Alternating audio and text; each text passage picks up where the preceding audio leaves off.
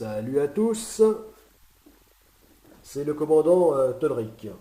Alors voici Godesark Ambulocetus et son sister ship Godesark Mediacetus. Donc là, voilà à quoi ils ressembleront lorsque leurs mâts seront baissés, puisque leurs mâts devront être escamotables de façon à pouvoir passer sous les grands ponts. Les grands ponts que l'on trouve dans la plupart des grands sites urbains et portuaires du monde. Voilà. Donc comme en général la hauteur de ces grands ponts est autour d'une cinquantaine de mètres, ce qui est déjà très haut, eh bien ça ne sera pas suffisant pour donc ces deux immenses voiliers dont le tirant d'air s'élèvera donc à cause des mâts à 144 mètres. Voilà. Donc bien au-dessus de ce que même les plus grands ponts peuvent permettre. Voilà la raison pour laquelle ces mâts devront absolument être rabattables. Voilà. Voilà. Et donc Godesark Ambulocetus et Godesark Mediacetus auront cet aspect-là une fois leur mât rabattu.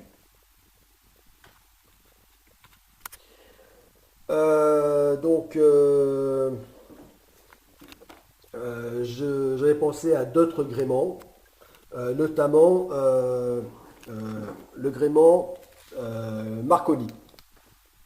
Donc gréement qui existe depuis longtemps dans la voile moderne. Voilà.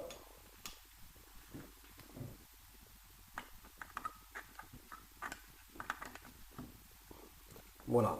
Donc qui existe depuis longtemps, depuis le début de la plaisance, hein, des voiliers de plaisance, c'est-à-dire depuis l'agrément qui s'est répandu est devenu la norme depuis l'après-guerre, l'après-seconde guerre mondiale. Voilà. Ce qui fait qu'aujourd'hui, quasiment tous les voiliers de plaisance ont ce gréement. Voilà, le gréement Marconi.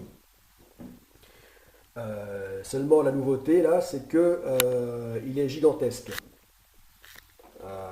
et que ce type de gréement est très rare dans ce qu'il y a de plus grand aujourd'hui.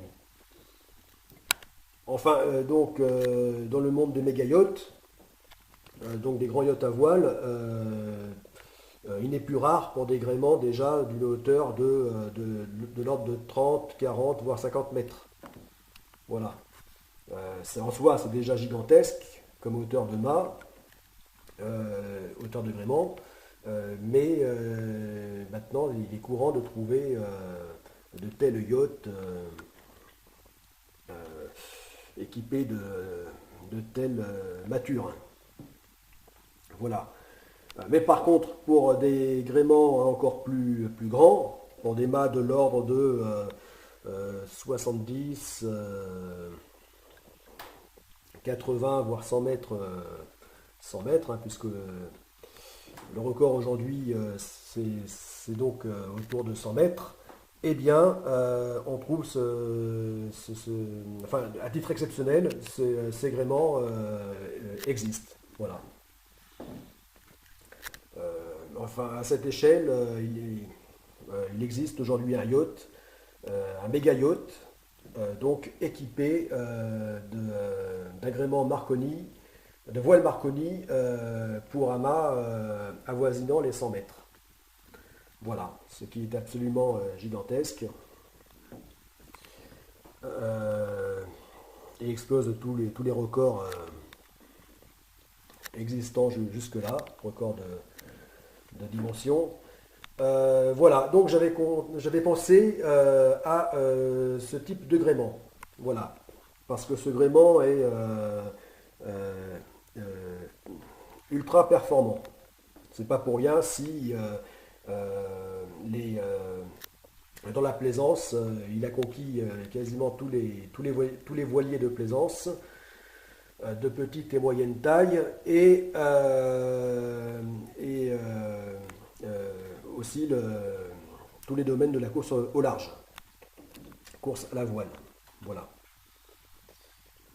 Parce que la voile unique de ce type, euh, fonctionnant vraiment à la manière d'une aile d'avion, enfin dans toutes les voiles, fonctionne euh,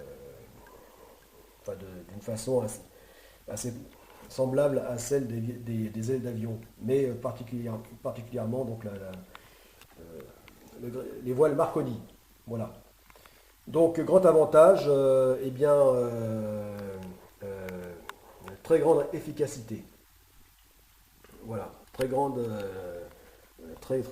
rendement, efficacité, surtout lorsqu'elles sont donc autoportées. Autoportées, donc enfin constituées de la façon la plus homogène possible, euh, sur un mât profilé, lui-même à la manière des ailes d'avion. Voilà, ce qui en fait donc des voiles hautement performantes. Euh, oui, en plus s'équiper de lattes,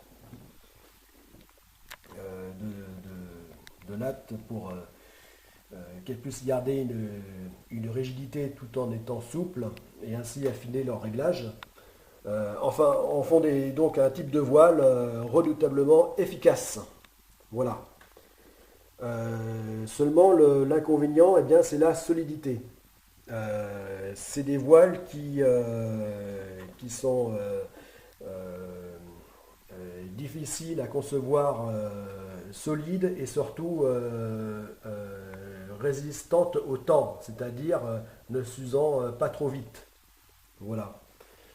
Donc ce sont des inconvénients qui, par exemple, pour la course, ne sont pas trop gênants, mais qui le deviennent totalement pour des navires marchands, hein, des navires de commerce qui, eux, ont besoin de matériel sûr sur le long terme. Voilà. Parce que des navires qui ne supportent pas d'être constamment en arrêt, en escale, pour être réparés. Donc qui ont besoin d'être le plus possible en exploitation sans souffrir d'arrêts forcés pour réparation, etc. Voilà. Donc c'est pour cette raison que finalement je n'ai pas opté pour ce type de gréement. Voilà. Malgré donc les avantages nautiques et véliques qui sont indéniables et même esthétiques. Voilà.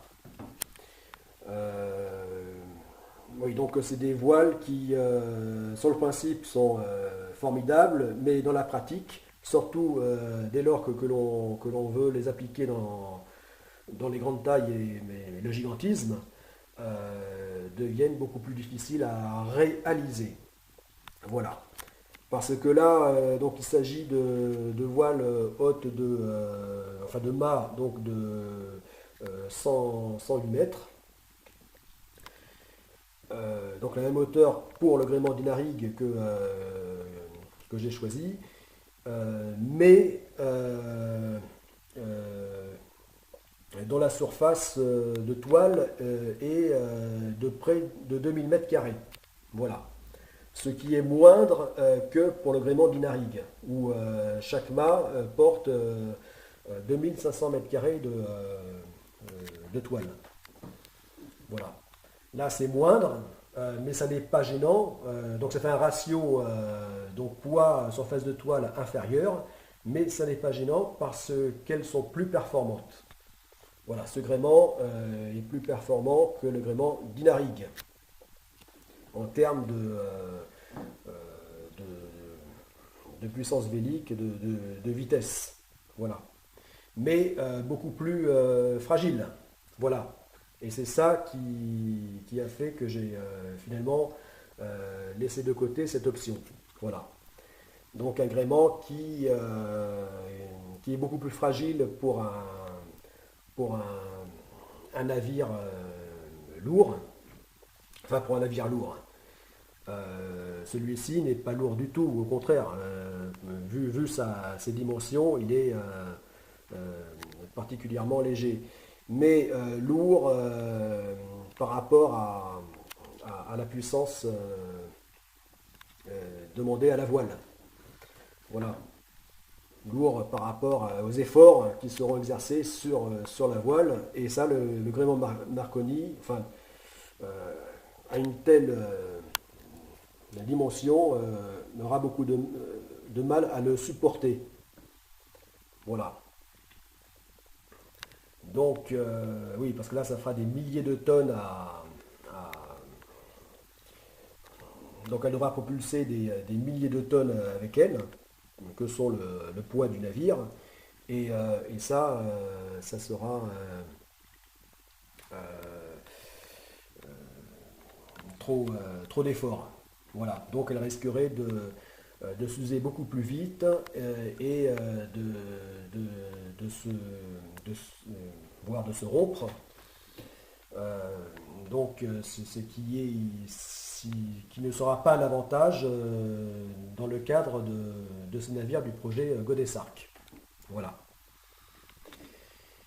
Voilà. Donc le gréement d'Inarigue, pour lequel j'ai opté, eh bien lui donc aura des surfaces de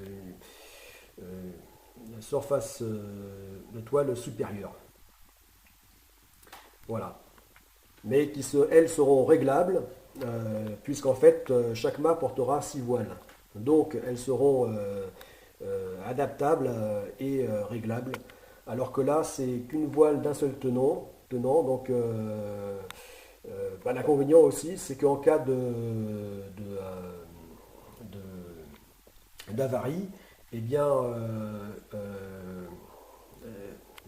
tout le mât lui-même sera hors d'usage. Voilà.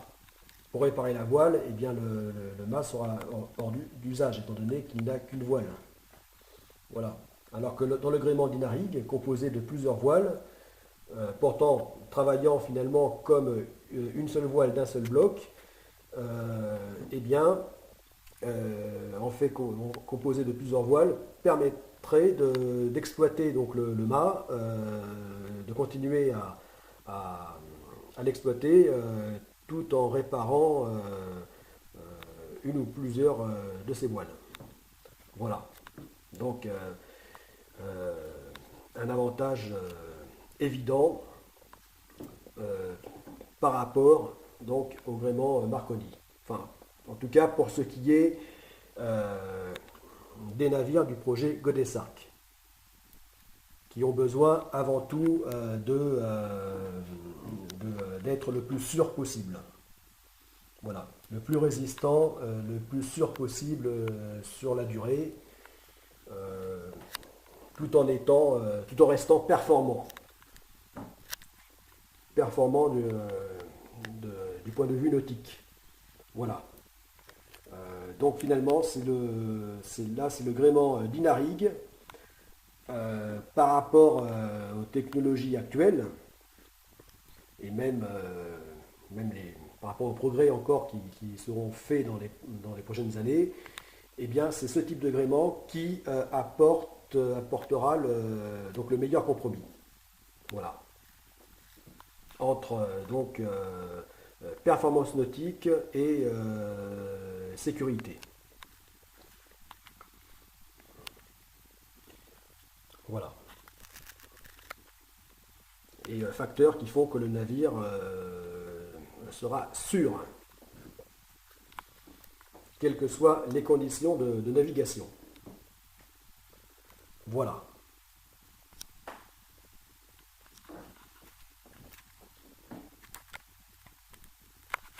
Bon, ben j'arrête la vidéo là, sinon ce sera trop long.